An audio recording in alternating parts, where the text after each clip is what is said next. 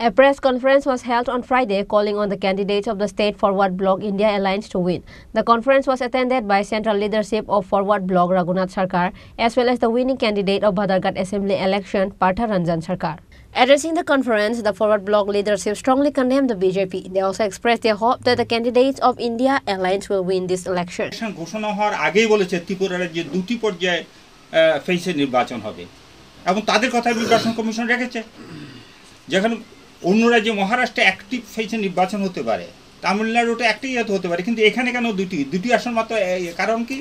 যাতে একটা থেকে একটা নিয়ে বা সন্ত্রাস করে নির্বাচনে জয়ী লাভ করা। তবে এবার আমি আশা করব জনগণ এর প্রতিরোধ করবেন।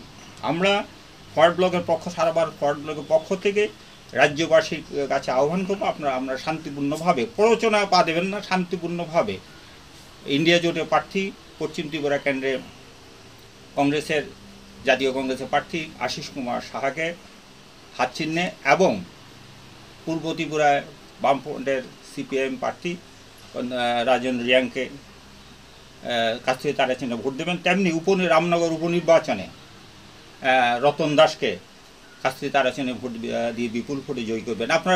আপনাদের আমার থেকে বেশি অভিজ্ঞতা ওই সাংবাদিক বন্ধুদের, কারণ আপনারা দেখেছেন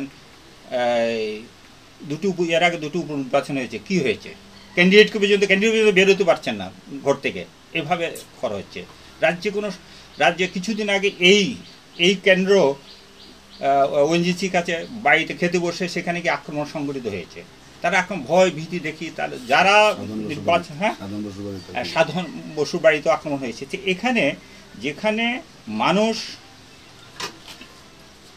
নিরাপত্তাহীনতা ভুগছে, একটা সরকার রয়েছে গেলে মনে নেই, দ্রব্যমূল্য বৃদ্ধি অসাই পেয়েছে এবং আমাদের বলছেন যে রাজ্য নিশামুক্ত রাজ্য। আর আমাদের রাজ্যে বর্তমান মুখ্যমন্ত্রী নিজেই বলেছেন রাজ্য নিশায় ভাটছেন, আপনাদের পত্রপত্রিকা আমরা দেখেছি। তো এই হচ্ছে ত্রিপুরা রাজ্যের পরিস্থিতি। এই পরিস্থিতিতে পরিত্রাণ পেতে হলে ভারতবর্ষের সরকারকে পরিবর্তন করতে হবে। আমরা পলাশী প্রান্তরে আমাদের ভারতবর্ষের স্বাধীনতা অস্তমিত হয়েছে, আজকে আবার আমরা পরাধীনতার দিকে যাচ্ছি। কর্পোরেটদের হাতে আমাদের ভারতবর্ষকে তুলে দেওয়ার চেষ্টা হচ্ছে।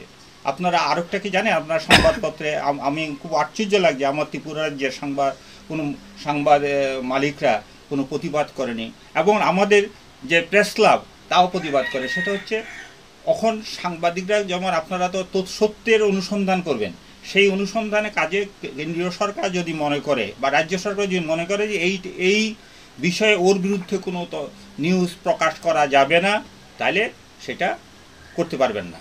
তাহলে আইনত যদি আপনি কোনো কারণে করেন, তাহলে আপনার বিরুদ্ধে আইনত দণ্ড, সাংবাদিক বিরুদ্ধে আইনত দণ্ড নেওয়া হবে। এবং রাইট টু ইনফরমেশন যেটা, সেই রাইট টু ইনফরমেশন অধিকারকে খর্ব করছে এই আইনে পার্লামেন্টের বিরোধীরা ব্যাপকভাবে বিরোধিতা করেছে। আমরা দেখেছি বিরোধী দলের অনুপস্থিতিতে অনেক বিল পাশ করে নিচ্ছে তার জোরে, গায়ের জোরে। এবং আপনি কি বলতে পারেন যে আমরা 400 সিটে আসবই এবং 400টি এটা গায়ের জোরে বলা। আজকে কেন্দ্রীয় অর্থমন্ত্রী কেন নির্বাচন দাঁড়াতে চাইছেন না? তারও একটা কারণ রয়েছে, নিশ্চয়ই গোমর রয়েছে। সবাই তারা একটা আশঙ্কা ভুগছে কিভাবে বলপূর্বক ক্ষমতাকে, অর্থাৎ স্বৈর শাসন চলছে আমাদের, এই স্বৈর শাসনকে দেশ মুক্ত করতে, দেশের স্বাধীনতা রক্ষা করতে আমরা ইন্ডিয়া জোটের পক্ষ থেকে আমরা আহ্বান করব যে এই স্বৈর শাসনকে পরাস্ত করতে যে 60 পর্যায়ে যে নির্বাচন হবে, সেই নির্বাচনে জনগণ তো উপযুক্ত জবাব দেবে।